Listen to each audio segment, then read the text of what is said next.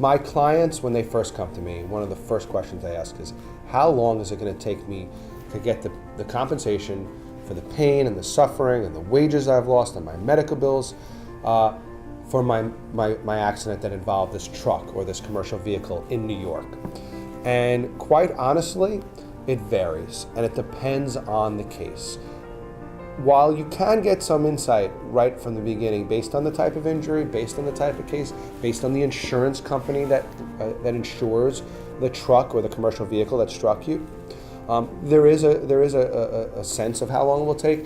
The specifics really depend on you, depend on your recovery, depend on how you're doing. And it's never a good idea to sell yourself short. And it's never a good idea for your attorney ever to sell your case short. It's important for him to parse all this out, to feel very comfortable that they have a good grasp of what's to be expected in the future.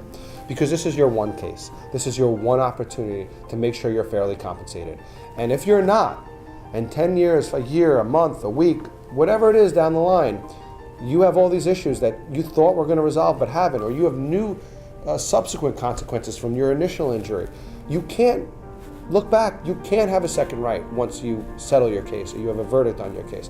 So it's important that you understand it may take a little longer in certain situations, but in those situations there's a reason for it. Just make sure your attorney is pushing your case aggressively, not wasting any time, which is the way we believe in practicing law here. And that's very important, that no time is wasted in terms of the actual attorney and moving your case forward. But at the same time, keeping an eye on the future and what's expected and making sure they're very well versed on what they expect to happen in your case so there are no surprises.